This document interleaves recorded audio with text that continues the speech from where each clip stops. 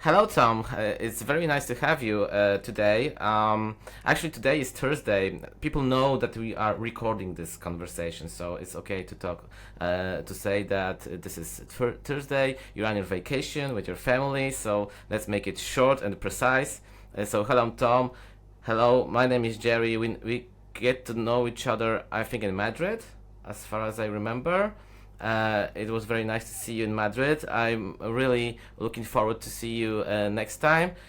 We've missed each other in Amsterdam, actually. I don't know how that happened. I'm very sorry that we didn't, had a chance to meet and to talk a little. But I'm very happy that you found some time to share your knowledge and your things that you do with diabetes technologies and everything that you do for diabetes community. So, hello. Hey Jerry, thanks a lot for having me. It's an honor to be here. You're doing a great thing for the diabetes community in Poland. I'm sorry we cannot talk in Polish.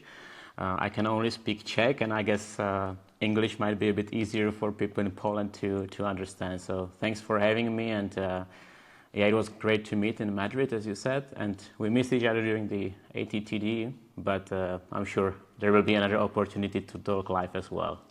Fingers crossed. Okay, so Tom, tell me, we have 6 questions, actually, we've talked about it, but I want to ask you, first question, what do you do? Yeah, that's a good question, and I never quite know how to respond to it, because I'm an accountant by profession. I used to work in accounting, and now, with COVID, a lot of us changed job, and I also made some changes, and I started to make more content about diabetes and diabetes tech on YouTube, and I realized, a lot of people actually want to watch and want to follow what I'm doing, and so I started to work more and more on my YouTube channel. And so what I do now is not only create the videos that you might have seen on YouTube, but also work in some of the companies in the diabetes space to, help them with different campaigns and a little bit of product development, but I also try to help anyone who joins my close community with more personalized coaching and support like that. But I kind of do a little bit of everything in the diabetes space, so it's hard to describe in one word. Okay. Thanks. And I've seen your YouTube, I've seen your Instagram, seen your Facebook. It's a lot of very good content that you create. So I'm really have to say, thank you. From the community side of diabetes, thank you for that. It's very interesting to get to know what are your thoughts about everything that is happening right now. Okay, so could you tell me what diabetes-related technologies are currently a regular part of your life? So right now, as a daily driver, I'm using a continuous glucose monitor, an insulin pump, and an automated insulin delivery system. So these are the 3 pillars, right? So if you want me to be more specific, it's Dexcom G6. I tried probably around 20 different types of CGMs and also from different brands, including Eversense and some Asian CGMs, but I just found Dexcom G6 working the best for me in my setup, and that's why I use it right now. And the pump I use is Omnipod, so it's a tubeless pump. It's a patch pump that's on my body. I guess most of the people who will be listening to this know how Omnipod looks. But the thing is, I'm not using Omnipod 5, which is the newer version of Omnipod, and I'm not sure if it's available in Poland. But Omnipod 5, part of that system is also automated insulin delivery. But it's not the one I'm using. I'm using an older version of Omnipod, which is called Omnipod Dash. And the automated insulin delivery system I'm using is the DIY loop. So it's a algorithm created by the Type 1 community and by the We Are Not Waiting movement, which, by the way, is a great initiative. And so it's a software that's a non-commercial solution. You cannot officially get it prescribed or buy it anywhere in the store or anything like that, or get it in a pharmacy. It's something that you basically need to do a little bit of work to make it work on your phone and to connect it to the CGM and to the pump. but I find this system has a lot of benefits that the commercial solutions can't offer right now. And we can go deeper into that if you want. There is no we don't have to. We are aware of how loop works. Actually, loop now is like part of typu is taken from loop, right? The organization that created an application that is FDA certificated for diabetes, type 1 diabetes in USA to use with their pumps. So cool. As far as I know, Omnipod is available because you are from Switzerland, right? I live in Switzerland. Originally, I'm from Czech Republic, and Omnipod 5 is not yet available, I believe, in the Swiss market. But it should be. It should be soon. Okay. We don't have Omnipod in Poland. I'm sharing some misinformation. Okay. Oh, okay. No worries. There's no Omnipod in Poland.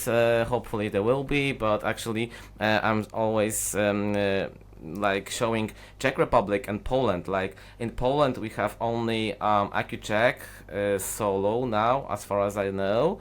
Medtronic Ipso is a little not available right now, and Equal pump.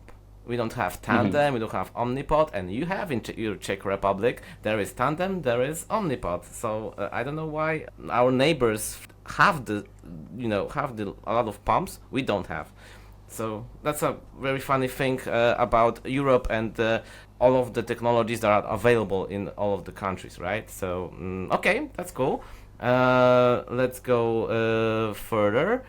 Actually, do you remember the moment you first used an insulin pump? Because I remember mine. I remember the day precisely, actually, when I got connected with a pump.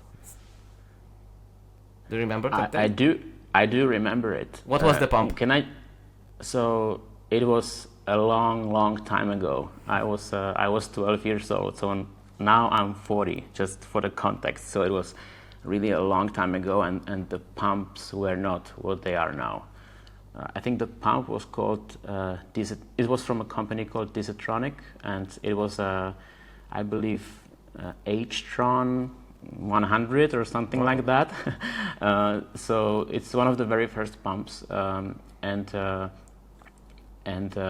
I did not really want to be on the pump that much, but just there was a lot of influence from my parents, and they just wanted me to be on the pump, and at one point we decided, okay, let's give it a shot. But I was not that happy to be on it, and at that point in time there were no automated insulin delivery systems, and there was not really that much benefit of using an insulin pump the way it is now. So there were no CGMs. There were no CGMs, exactly. So it's like it did not really change my life. It did not really improve my life that much, but it changed it in a way I had to carry it on my body. And I guess as a teenager, I didn't really love it that much. Right. You're 40, so you're 1985 born? 84. 4. Oh, you're 1 year older than me. Actually, I was my first pump that I was using, it was Medtronic 507, and I have been like 10 years old. No, sorry, 15 years old. Right, 15 years old. Okay. So okay. It was my first pump. That's quite a bit of history. And what about CGMs? What was your first CGM?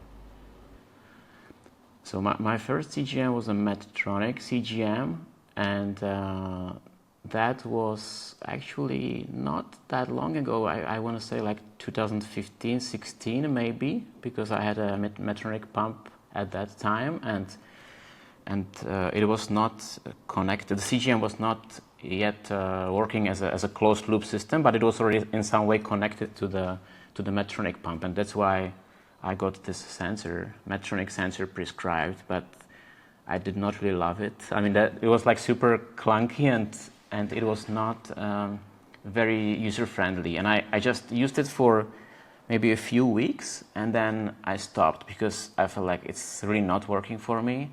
And so the time when I really started using a CGM was when Freestyle Libre came to the market. I think 2017, maybe 18. 17, something like that, yeah. Yes, and that really was a game changer. I think when I started with that one, it was first time I started to realize how what I do and what I eat and like how I live my life overall, how it impacts my blood sugar in real time, and like to be able to see the graph and the things that you do, how they impact the graph. I think that was the first time when I really started to care in changing maybe some things and doing things differently, because I could see like direct impact between what I do, the numbers, and how I feel. And so that insulin pump at the age of 12, I didn't really love it, but I really liked the CGM experience. I think CGM is one of the biggest inventions in the diabetes tech in general. It's just I see so much benefit from using a CGM. Was it the time that you made the picture with your CGM, with the Libre on your head?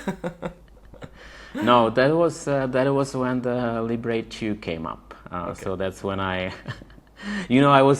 this was my I don't know, first or second YouTube video, and I had no idea what I was doing. So I was trying to see what works, what not, and I saw some funny thumbnails on other YouTube channels and other websites. So I thought, hey, maybe we can do this to attract some audience to my YouTube channel. So I put the sensor on my forehead, but it was the used one. It was not activated. I guess it would not work. Actually, it went viral a little because I remember that picture. I remember when I first saw you with the picture, and I said, "Whoa, this guy is crazy with the CGM." And the second part of my thinking was, "But really, it can't work. It's like it's fake."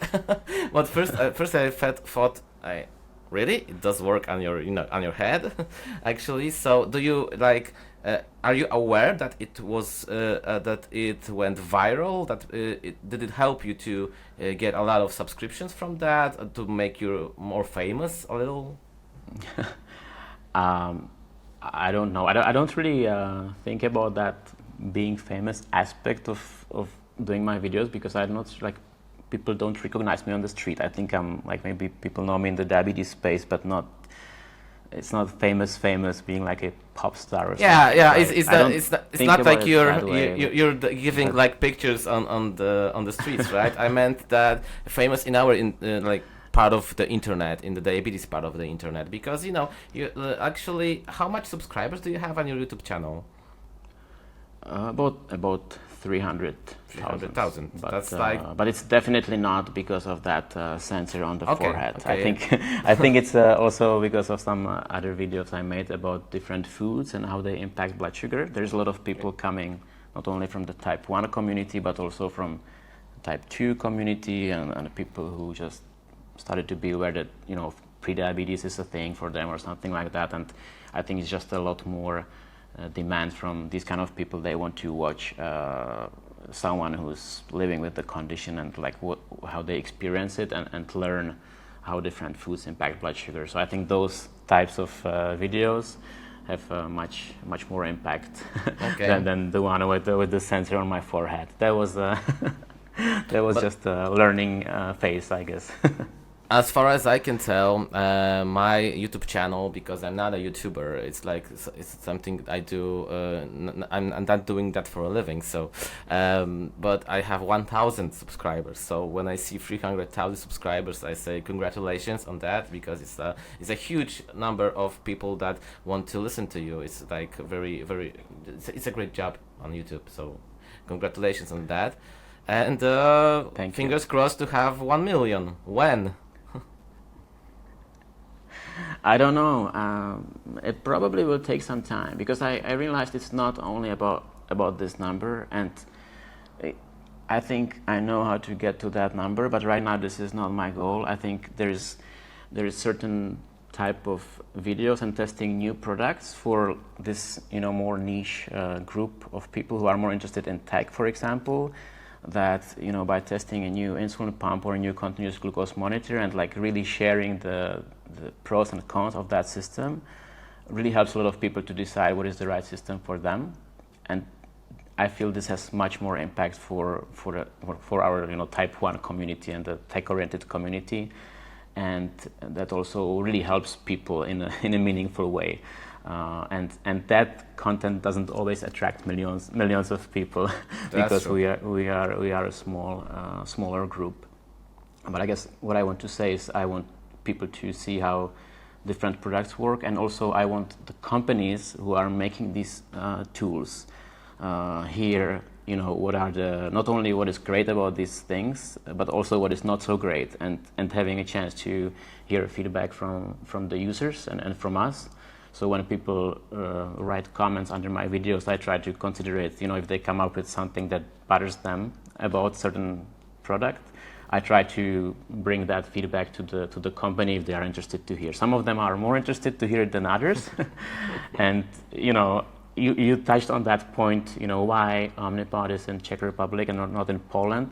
I think there is a lot of business decisions and a lot of politics and a lot of insurance considerations and what makes companies go to certain markets and not go to certain markets or do things in the way they do them. And that's not always the best for us.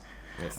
And so I try to also, with the content I make, to also help us as a community to have access to more solutions, more tools, and more options. Because I think everyone should have a choice, and the better, the wider choice we have, the better we can manage the condition. The better tool we can use that fits our lifestyle, because everyone lives different lifestyle. And I know you use Eversense because it's, with the MDI is the best tool for you, but I use something different, and I tried Eversense and I figured, okay, maybe it is not what is the best tool for me, but I want people to have as much choice as possible and as much information as possible to make the right decision. So I hope that makes sense. Yeah, actually it pretty does, because there is one sentence that is pumping in my head, that the best CGM for you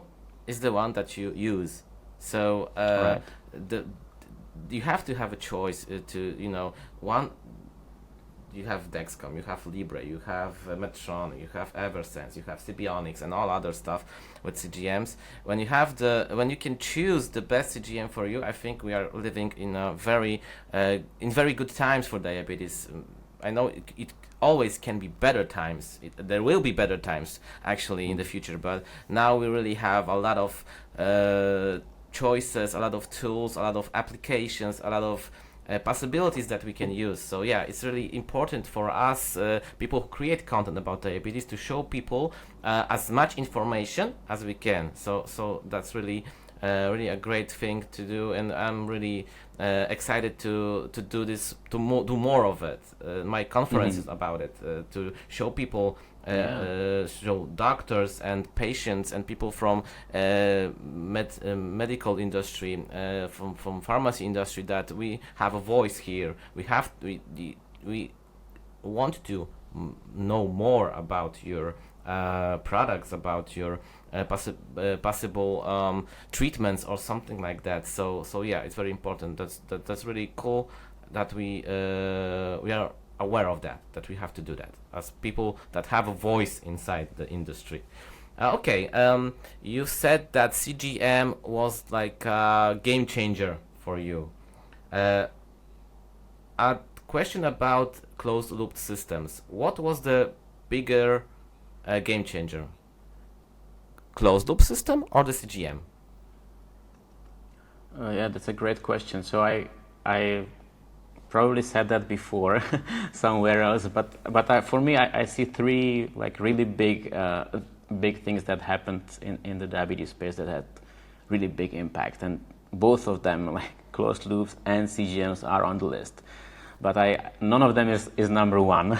So number one for me is insulin. I know it's not a technology; okay. It's a hormone that we without insulin, we don't need to have discussion about CGM and closed loop.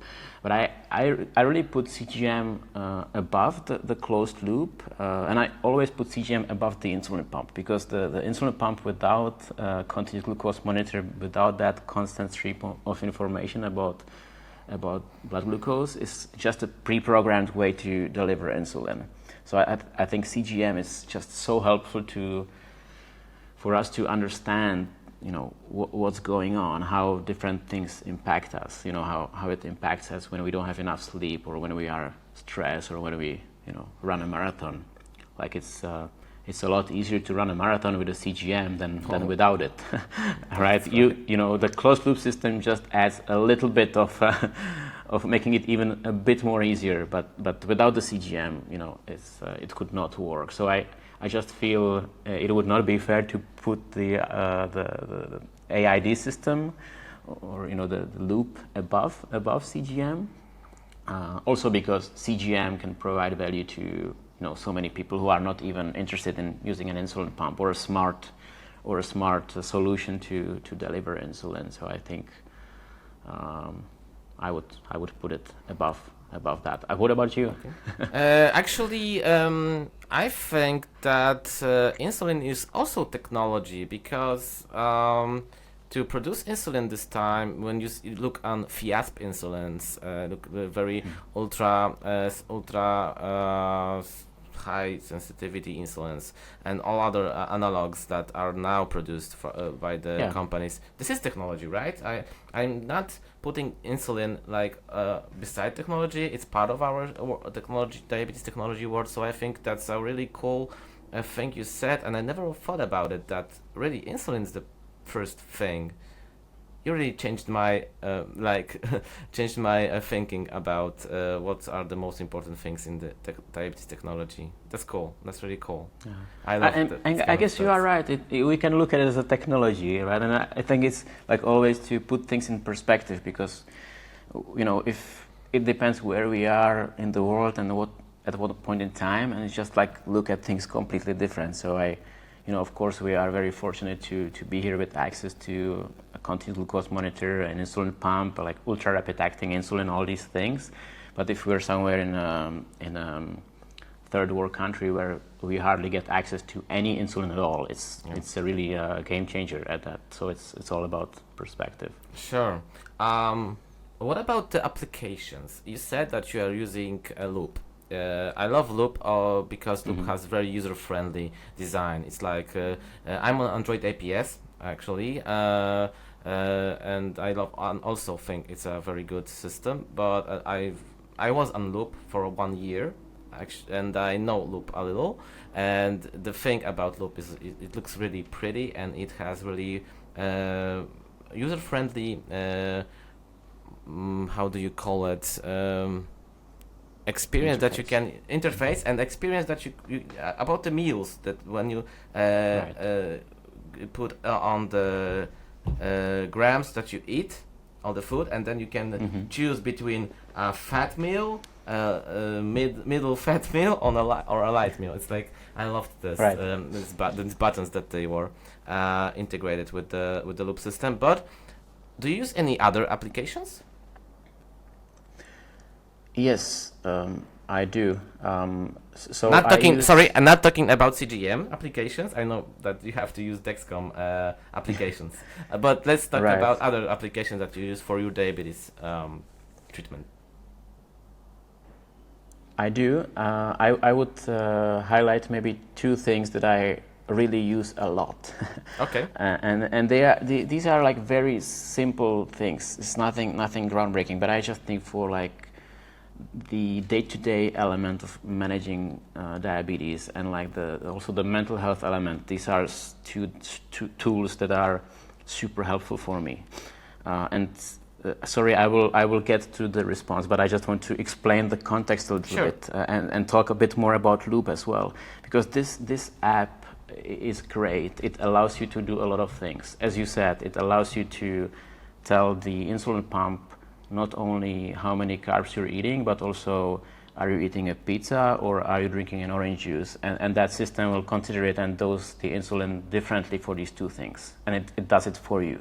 But you need to go in and say, okay, 10 grams of carbs at this time, and it's orange juice. And if you're eating a meal that has multiple different components, then you can get perfect by entering every component differently. You can enter the pizza separately, the orange juice separately, and the ice cream separately, or whatever else you eat within that meal. But then it's a lot of like actual work. You need to, Yeah. every single thing you need to put in separately, and then you will have perfect blood sugar line if you get everything right. But that takes a lot of that takes a toll on your mental health, because you're sitting with your phone and taking 5 minutes to just put the things in, and then you can go back in every half an hour and check, okay, are these things actually playing out the way I thought? And you can see it in the app. You can see if the carbs are hitting the bloodstream as you forecasted.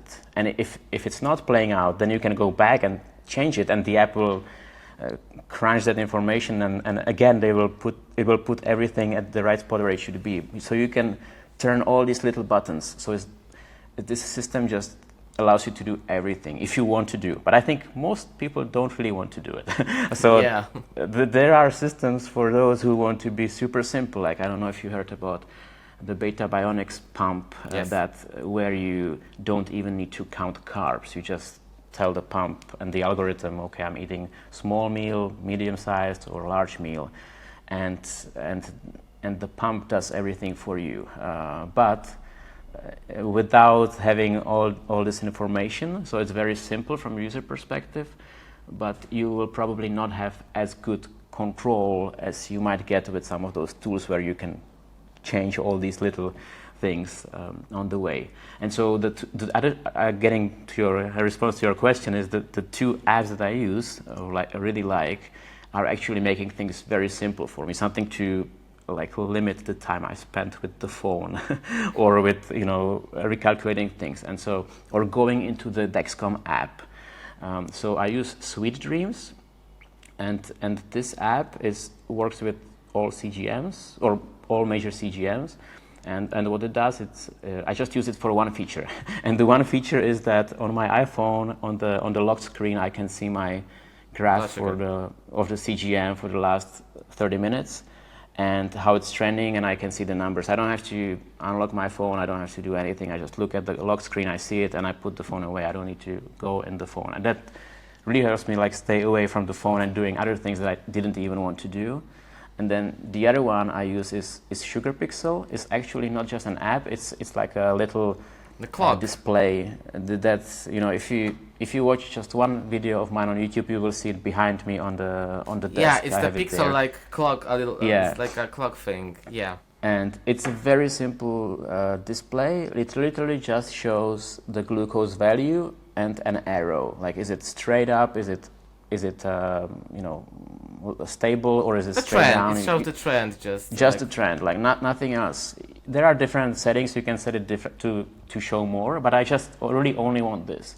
And again, like I can, anytime I'm working in the office, I can just look at it. I see what I need to see, and I don't really spend any time with going into my phone and trying to do millions other things. I just get the information and I go away. I don't care about my diabetes for the next 2 hours.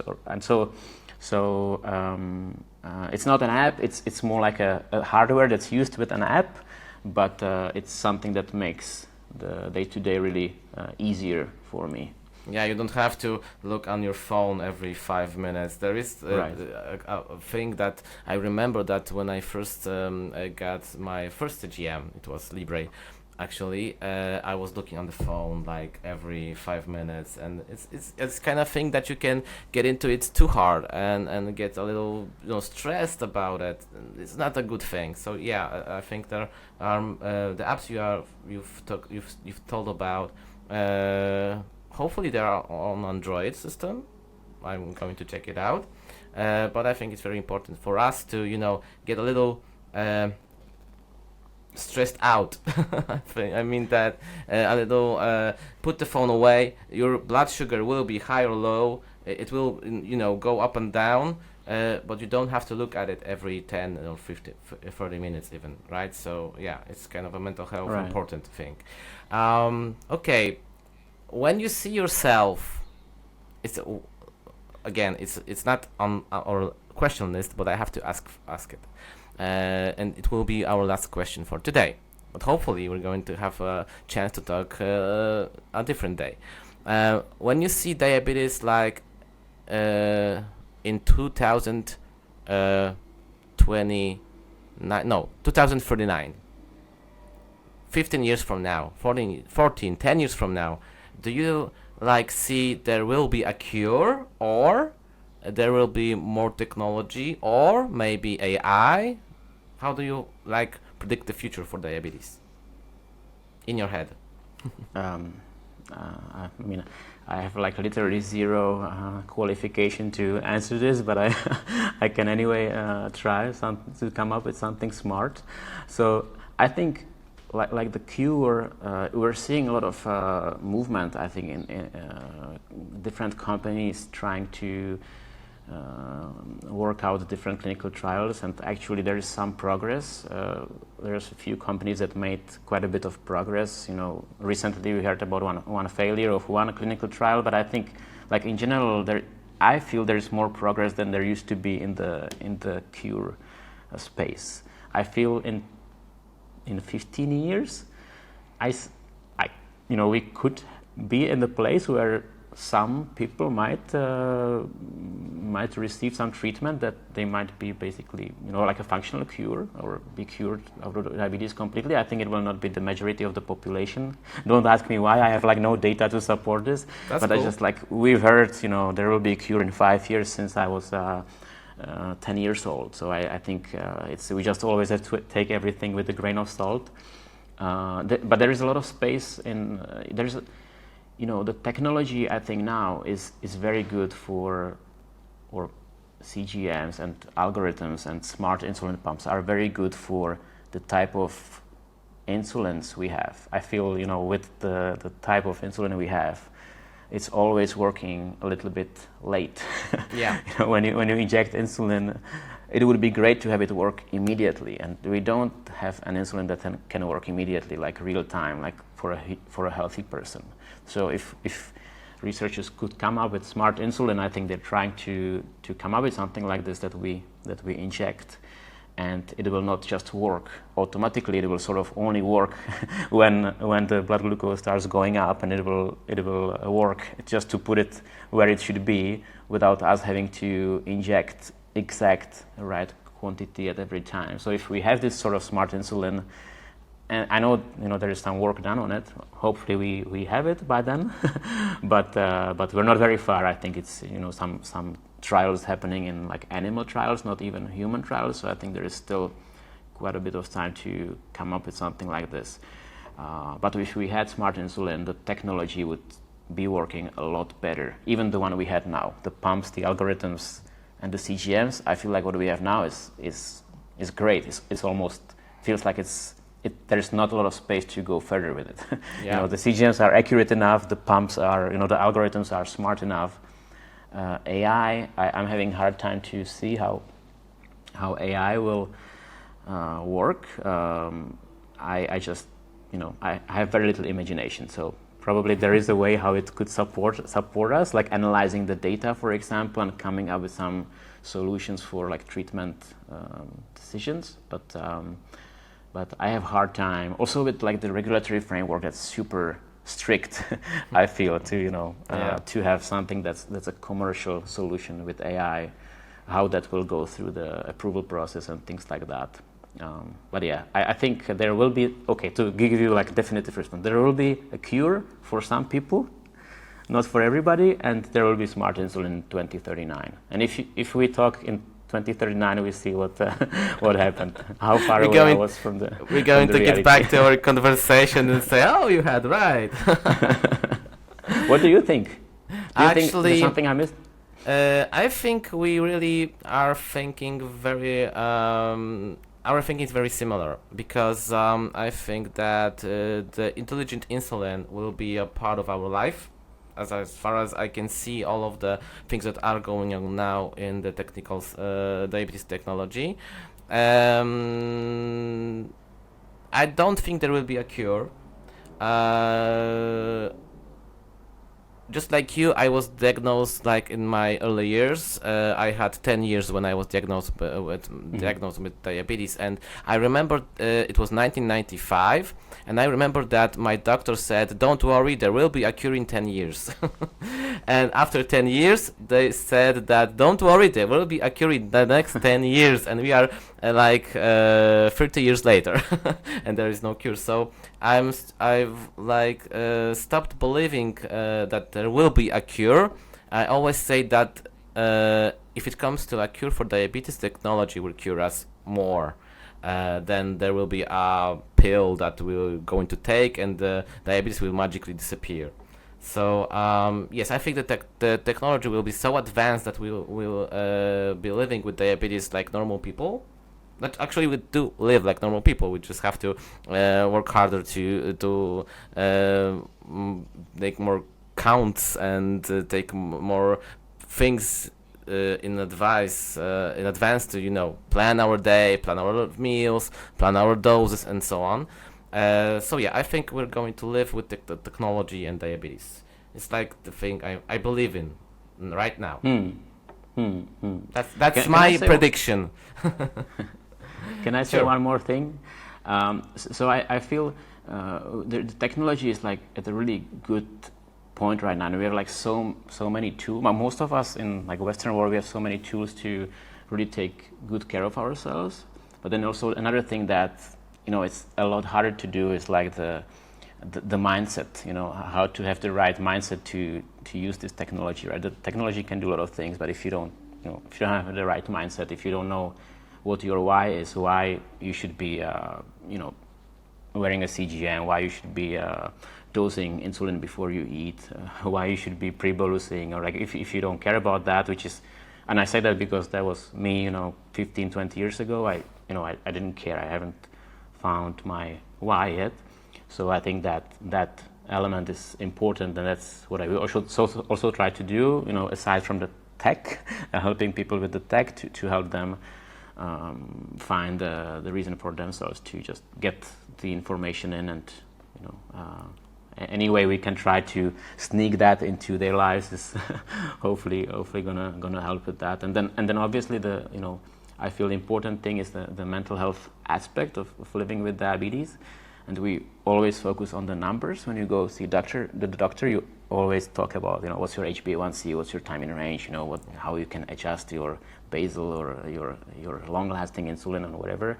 But it's not often discussed, how people feel or how they feel about different foods, about having to eat when they don't want to eat, and things like that, which I think a lot of people struggle with, and it's a lot harder topic to address for many people, and I think there should be more conversation in that aspect of managing diabetes as well, and hopefully that will be in the next 10-15 years. Okay, fingers crossed. Thank you, Tom. Thank you for taking the time to get to chat a little about diabetes technologies. Hopefully we're going to have more space, because our time is like short today. Hopefully we're going to have a chance to talk further, because I love talking about the things that you do, the things that I do. I love talking with people that are aware of things that we have to do to make life of people with diabetes better, to get more information out there for people that don't use CGMs, the people that don't care about their diabetes, also for people that care about their diabetes and they want to know more about technology that is that is available now on the market, different markets, on our market, on the Czech market, on the Switzerland market. So yeah, have a great free time vacation with your family. Thank you for taking time. Thank you for sharing your everything that you said, and sharing your future vision of the diabetes. And have a great day. See you next time. Jerry, this was a great conversation. Thank you for having me, and all the best with the conference, and say hi to everyone. Thanks. Ciao. Ciao.